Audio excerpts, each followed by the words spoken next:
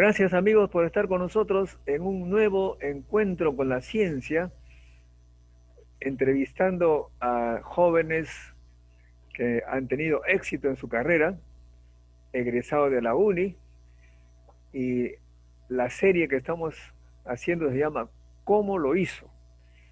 En este caso, nuestro invitado es Juan Rodríguez, actualmente es miembro del directorio del CONCITEC, ha tenido cargos importantes en su vida, director de investigación de la UNI y sobre todo un gran líder en ciencia y tecnología, doctorado en los países nórdicos y bueno, un gran impulsor de la ciencia, preocupadísimo por la contaminación del agua, tecnologías para hacerla potable.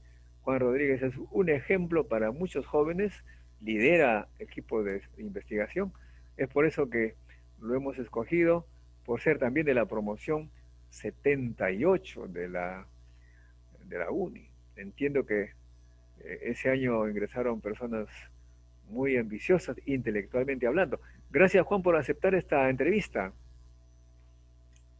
No, gracias a ti, Modesto, por la invitación. Un gusto estar aquí y La, conversar un poco contigo.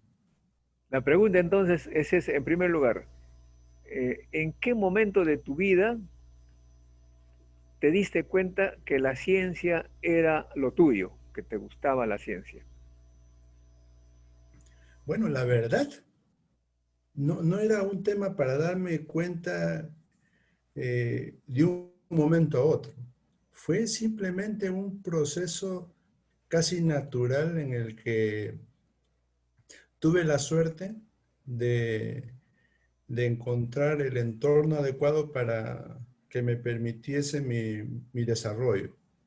Y eso fue desde la casa donde yo tuve afortunadamente unos padres que me daban información, que discutían conmigo, que trataban de absorber las preguntas que tenía. Siempre preguntaba bastante, me acuerdo, a ellos, y ellos siempre trataban de responderme y cuando no podían, trataban de encontrar alguna manera de que pueda responder ese tipo de cuestionamientos. Pero sobre todo, lo que más me acuerdo es que siempre tuve la libertad de poder jugar en la casa, de hacer experiencias, de utilizar cosas que habían en la casa para poder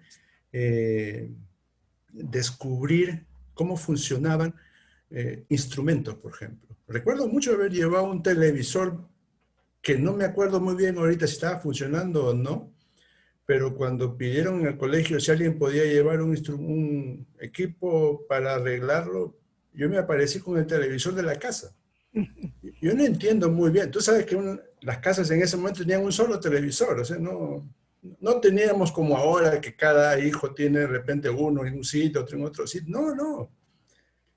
Había un solo televisor. Y ese televisor me permitieron llevarlo al colegio. Fue espectacular para mí, ¿no? Ah, Pero también jugar con la vajilla de la casa, con las cosas de la casa, combinar cosas cuando eras pequeño.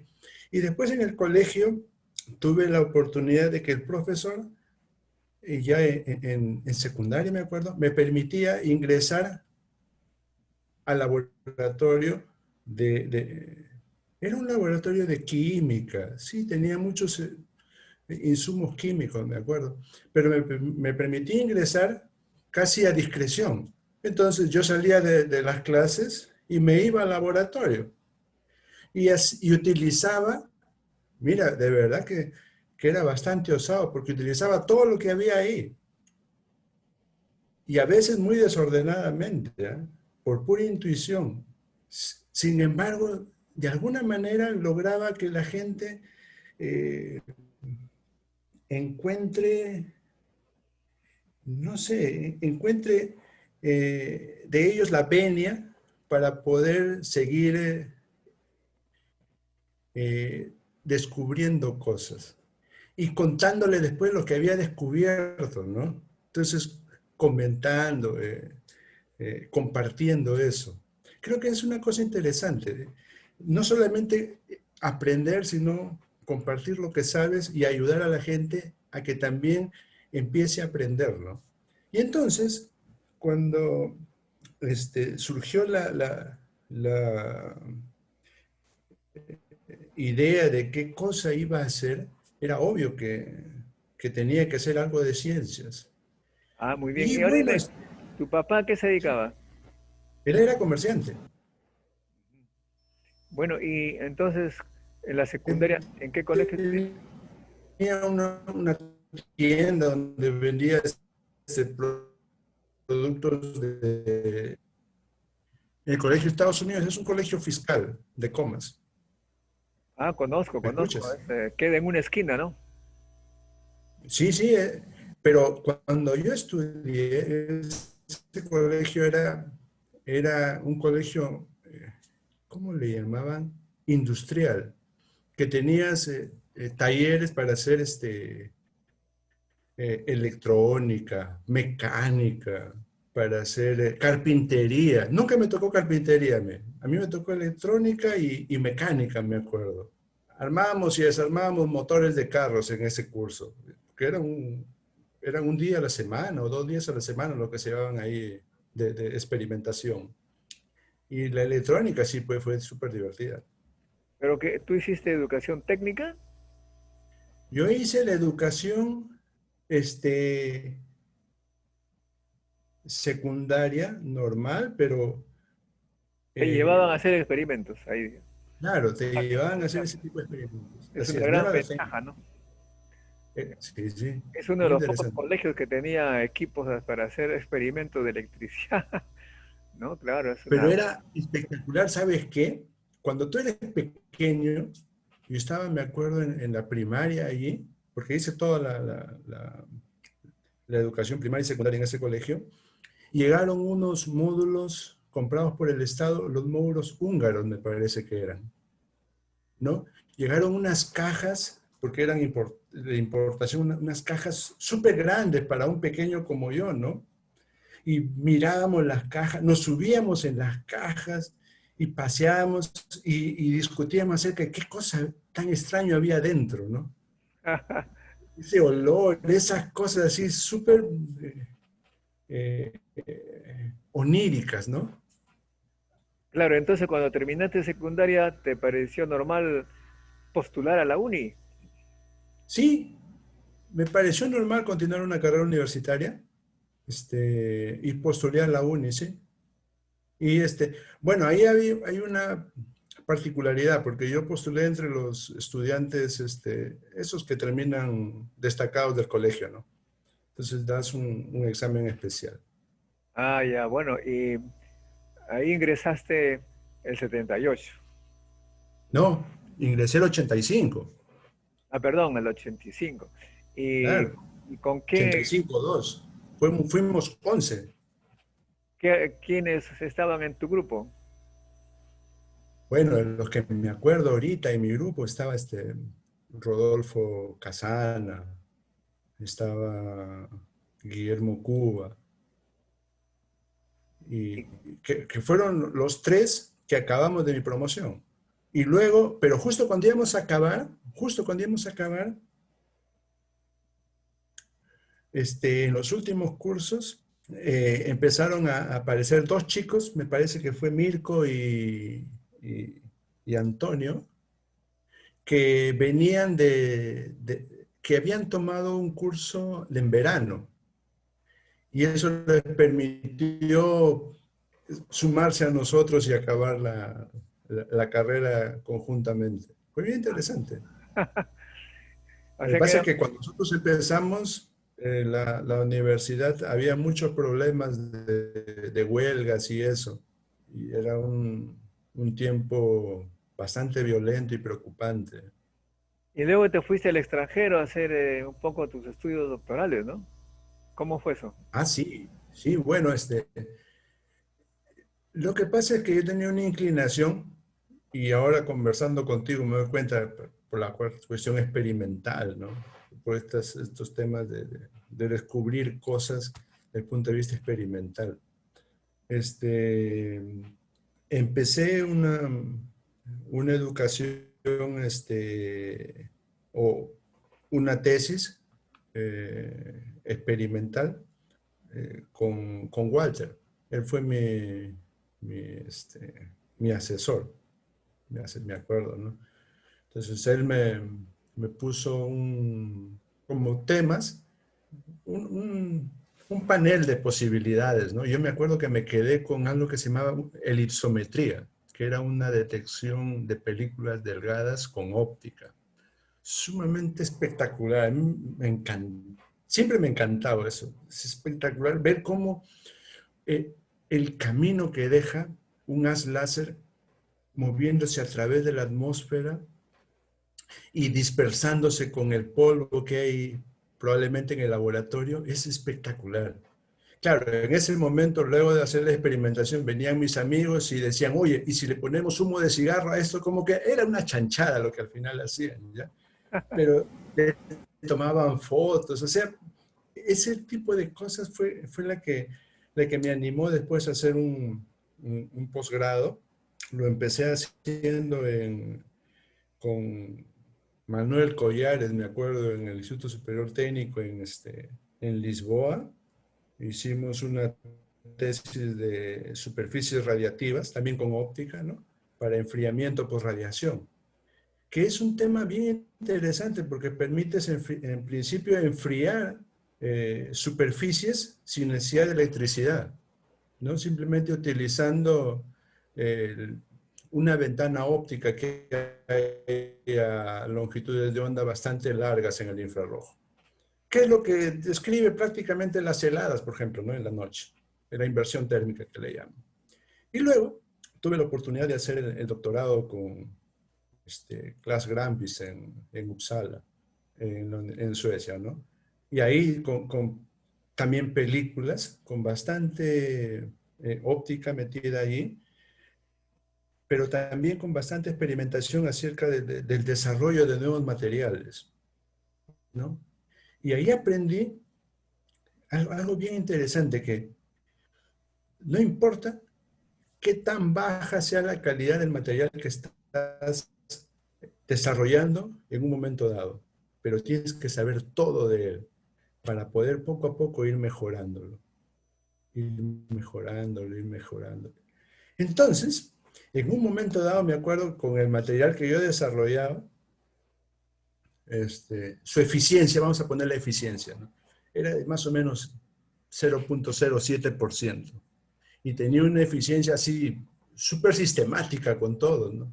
Entonces, yo ya estaba medio frustrado porque con esa eficiencia no llegaba ni a la esquina de resultados, ¿no? Estaba al 100. Sí, pues, daba para publicar, pero eso yo sabía que no iba a servir para nada, ¿no? Entonces, lo llevé al límite a este material, bueno, al equipo en realidad que utilizaba, que era una máquina de sputtering. Y en este límite encontré la posibilidad de congelar la difusión que tienen los materiales, o sea, el movimiento que tienen por calor, los congelé e hice una morfología, una estructura caprichosa, que al final le llamamos en castellano arborescente, ¿no? Y la eficiencia que yo tenía, que era más o menos de una centésima de 0.07%, subió a 30, 40%. ¿Te imaginas ese, ese, ese salto? ¿Te imaginas ver los resultados y decir, llegué hasta este punto? Y es sumamente interesante. ¿Sabes lo que hice en ese momento? Salté a la oficina de la única persona que estaba allí, porque eran como las 6 de la tarde. Y en ¿Ya? Suecia los trabajadores se van a las 5, ¿no? Salté de la oficina y me fui a hablar con la persona que estaba ahí. Yo me acuerdo que se llamaba Eva Backelgaard. Eva, le digo, quizás no entiendas nada de lo que te voy a hablar. Lo único que quiero es que te sientas feliz por mí, porque acabo de ir de 0.07 a 40, le digo. Y quería compartir contigo eso. Ok, Juan, me dice. ¿Qué te dijo? Mira, tenía que decirle a alguien. Tenía que decirle a alguien esa cosa, hombre. Claro. Esa necesidad de compartir y de estar feliz con uno mismo y transmitir esa felicidad y ayudarse también uno mismo, fue que eventualmente hizo que nunca, bueno, regresé a Perú y me enrolé en la uni como docente, ¿no? Bueno, y luego has tenido el cargo de director de investigación, esa experiencia, ¿cómo la evalúas ahora? Bueno, la verdad que a mí me pareció que era necesario hacerlo. Cuando me propusieron ser parte de la terna para postular a eso, bueno, yo le dije a la persona que me propuso, le dije, sí, acepto ser parte de esa terna porque yo considero que un profesor de la Facultad de Ciencias debería participar en estas cosas, ¿no? No tengo ninguna opción, le digo, de ganar, pero ponme en la terna, ¿no? Ya, vas a hacer nuestra propuesta, me dijeron. Tú recién te has incorporado a tiempo completo aquí en la facultad, porque primero estaba a tiempo parcial, ¿no? Haciendo otras cosas. Bueno, luego me dijeron que había que preparar un plan de trabajo. Mira, que yo permita que mi nombre esté ahí, esa es una cosa. A que me digan compite, cuando me dicen compite, mira, prendo todos los motores y ya bueno, aquí entramos a competir. Entonces, cuando es competencia, competencia. Pues. Preparé mi plan de trabajo, me fui, me presenté bien peinadito. El hecho que gané Bueno, la... la UNI ganó bastante también, porque veo que aumentó su producción científica. Bueno, sí, lo que pasa es que implementamos un sistema que era necesario definir para la investigación. Una de ellas es de que eh, si tú quieres hacer un proyecto de investigación, tienes que hacerlo bajo condiciones claras de poder competir con otro más y de poder ganar en buena lid. Entonces definimos eso. La otra cosa es que si tú quieres hacer una patente en la uni, nosotros le dijimos, ok, señor, si usted quiere patentar con la uni es la propietaria de la patente. Pero si hay dinero de por medio, 70% es para usted. Entonces jugamos con la esperanza. Esa esperanza es maravillosa, es espectacular. Ha hecho que la UNI sea la universidad que más patentes tiene en el Perú en este momento. Y partimos de casi cero, ¿no? Y tenemos una velocidad difícil que se detenga esto. Inicialmente se empezaron con propuestas eh, bastante sencillas, ¿no? Y poco a poco ya los profesores con mayor experiencia han ido participando y ahora hay propuestas más complejas, ya hay patentes de invención mucho más complejas y de verdad que tiene una dinámica muy, muy interesante todo esto, ¿no? Pero adicionalmente a eso fue decirle al profesor que si ellos publicaban, este, si ellos tenían su proyecto de investigación, al final de su proyecto de investigación, lo que buscábamos no era un informe de investigación para que quede guardado, sino esperábamos que esos resultados se presenten a una revista indexada, ¿no?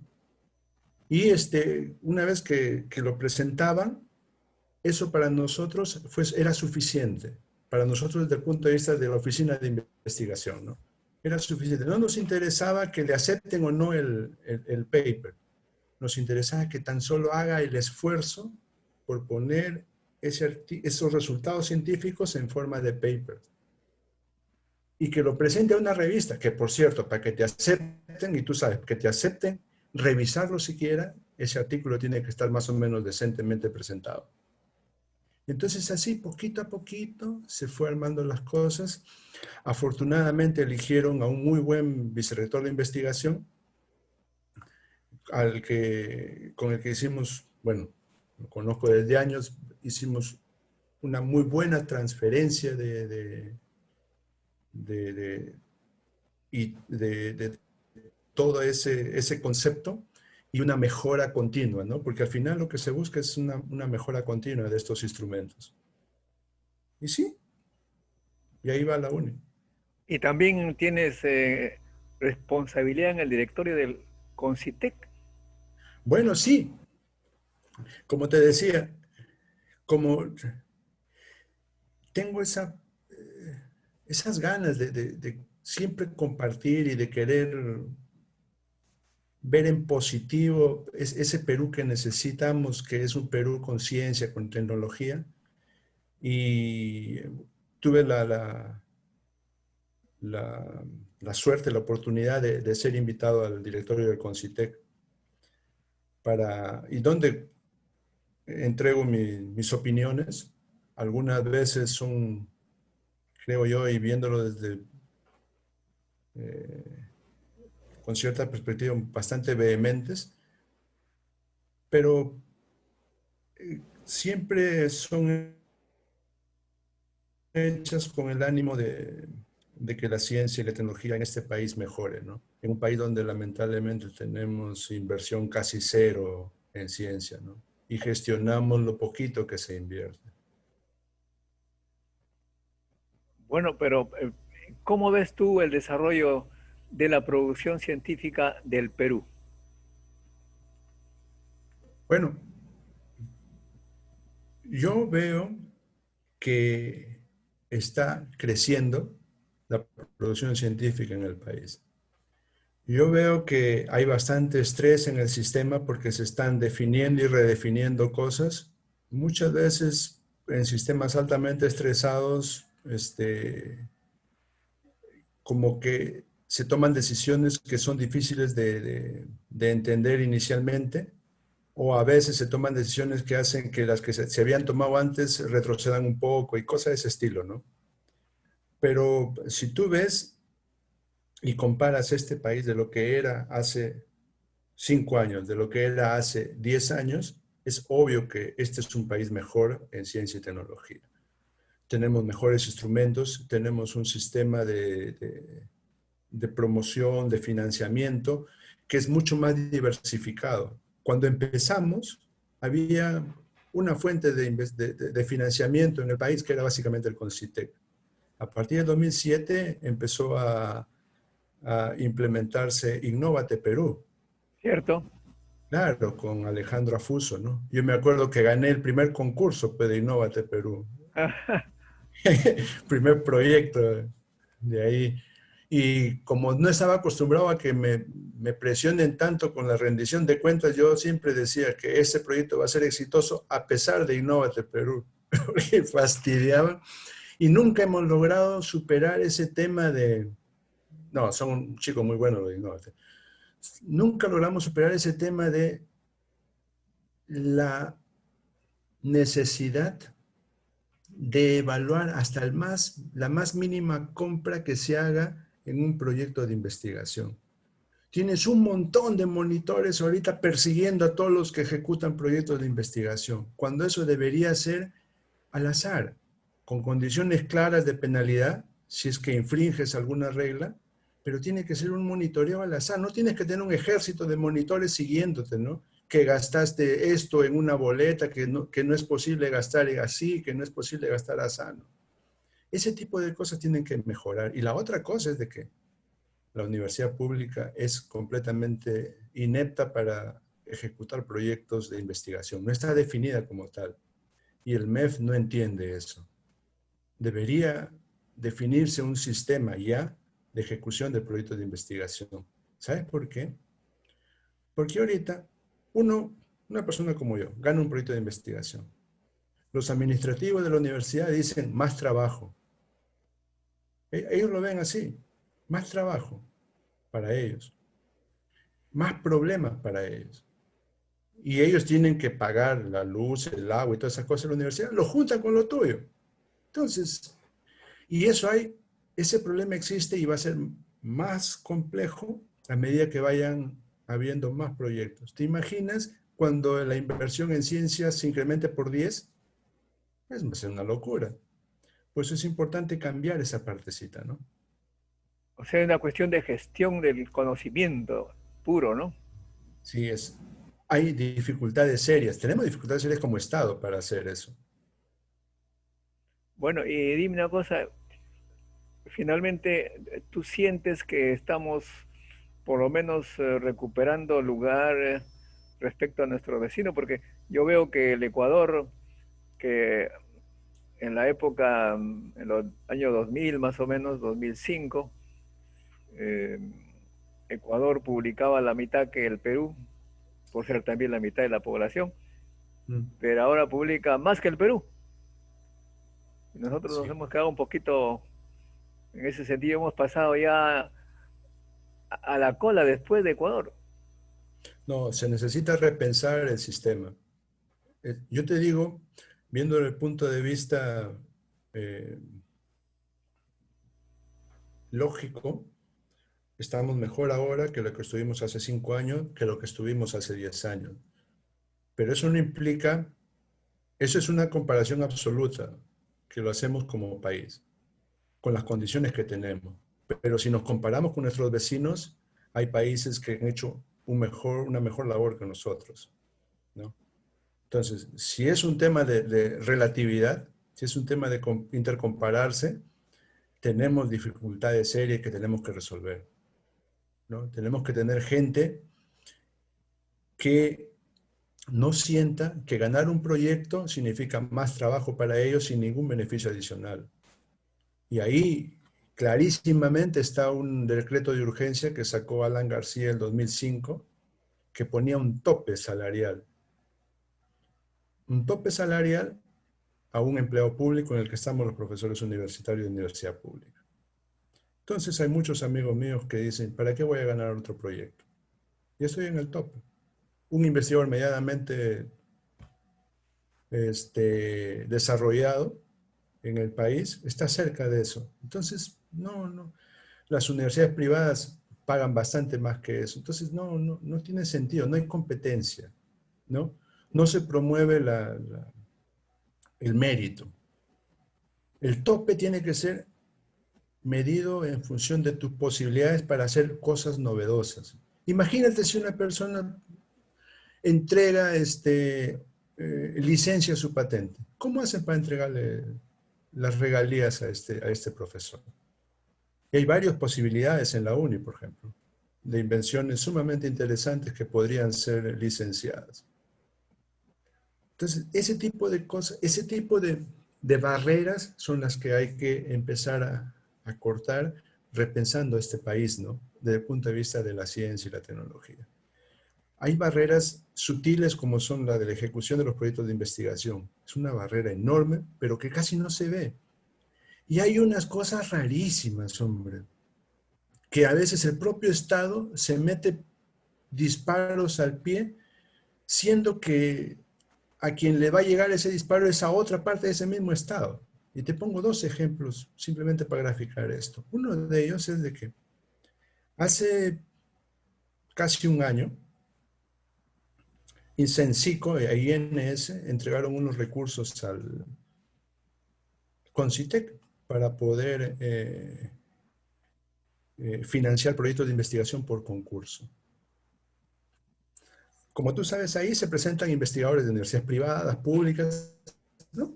Está bien, todos compiten y algunos de universidad privada ganan, algunos de universidad pública ganan y ya está. Ahora el problema vino cuando el MEF cuestiona a los investigadores de universidad pública por tener doble percepción con esos proyectos que ganaron. Y ha detenido completamente esos proyectos, siendo que sin tratar de pelearme con las privadas, ¿eh? Pero las privadas siguen por su camino, siguen ejecutando normalmente sus proyectos de investigación, mientras que las públicas están detenidas desde hace casi un año. Eso es inaceptable. Y es el propio Estado. ¿Quién ha hecho eso? El MEF. El propio Estado, que le ha dicho a la presidenta del CONCITEC, no puedes ejecutar estos pagos.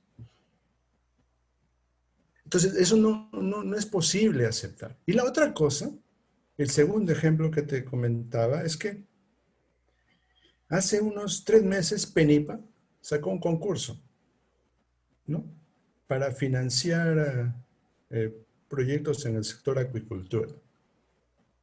Y decía textualmente que la universidad pública no puede ser entidad proponente en esos proyectos. Y líneas más abajo decía la universidad privada, sí. O sea, ese tipo de modas que pueden tener cualquier explicación del mundo, ese tipo de corrientes tienen que ser detenidas, porque uno se puede dar cuenta que si eso empieza a diseminarse y empieza a ser moneda diaria, eventualmente la universidad pública no va a tener fuente de financiamiento en el país, vamos a tener que salir a otro sitio a buscar financiamiento, ¿no? Pueden tener toda la justificación que quieran, pero ese tipo de cosas no se puede hacer. O sea, Claro. tiene que haber a ver, una mejor redefinición del sistema de ciencia y tecnología en este país. Tiene que haber recursos que se decidan al más alto nivel y no lo decida pues, en tercer o cuarto nivel, ¿no? ¿Cuánto se va a dar en ciencia para a este país, ¿no? Eso tiene que de una vez definirse bien. Bueno, pero a pesar de todo, ¿aconsejarías a los jóvenes a seguir ciencia?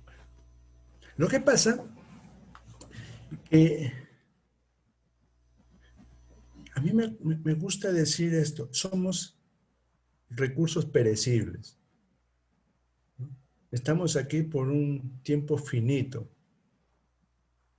y los que tenemos la vocación de hacer investigación, de hacer ciencia y tecnología, necesitamos, principalmente en el Perú, hacerla y hacerla bien para que este país mejore, ¿no? Entonces no es un tema de que vamos a encontrar un sistema perfecto. En este país no hay la perfección, ¿no? Pero realmente es sumamente gratificante encontrar resultados novedosos, donde sea que estés. Y si estás aquí, creo yo que a veces es un poquito más, porque eres de mayor utilidad, ¿no? Por ejemplo, ahora tenemos unas plantas de descontaminación de agua, que una de ellas ya está en Puerto Almendras, en la selva. Y las dos estaban por salir, pues se quedaron, porque la pandemia, pues, ¿no? Quedaron ahí congelados. Creo yo que a finales de este mes o principio próximo quizás ya esté terminadas y se vayan a 2 de Mayo y a Tres Unidos, que son los tres pueblos con contaminación de agua natural que tenemos y en donde vamos a poner nuestras plantas. Son plantas que son preciosas, pero más que preciosas son plantas que las podemos ver desde aquí cómo están funcionando, ¿no? Y son plantas que van a servir a ellos para mejorar la calidad de vida que tienen, para mejorar la calidad de agua que tienen. Y como le hemos diseñado algo en exceso, van a poder incluso hacer negocio con eso. Y el sistema que le estamos mandando genera más energía que la que necesitan para que funcione su sistema. Entonces van a poder tener una oficina que funcione las 24 horas, por ejemplo, allí, para hacer cualquier actividad durante la noche.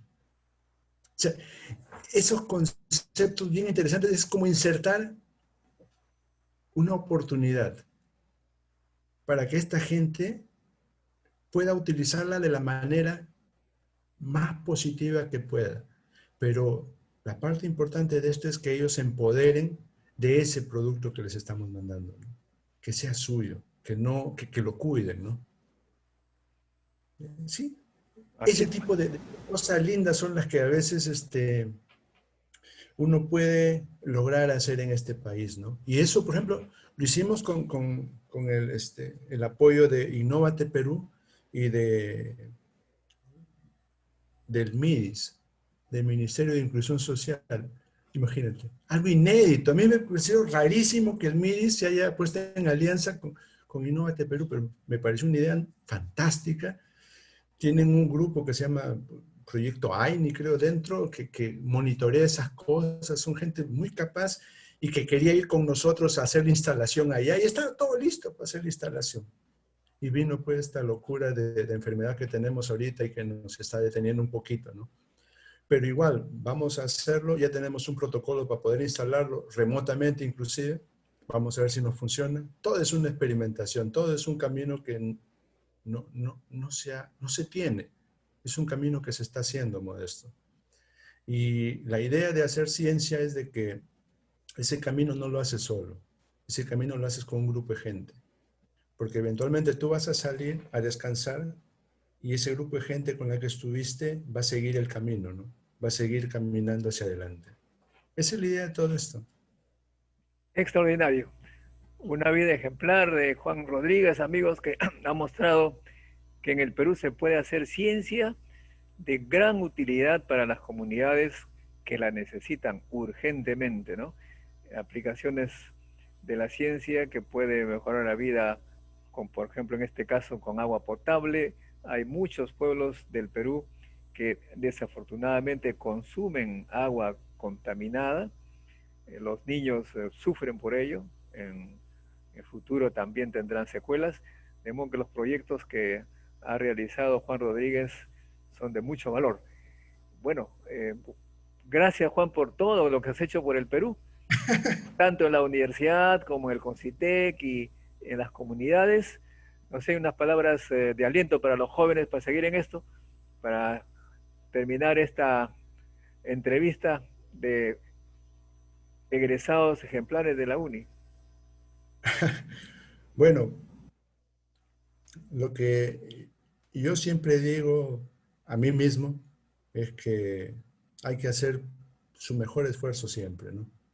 Y hay que estar feliz haciéndolo, que eso te va a permitir al final del día descansar bien y levantarte al otro día muy temprano para seguir haciendo la misma cosa. Muy bien. Muchas gracias, Juan. Muchas gracias. Hasta un No, próximo encuentro con la ciencia. Con nosotros, amigos, será hasta un próximo encuentro con la ciencia.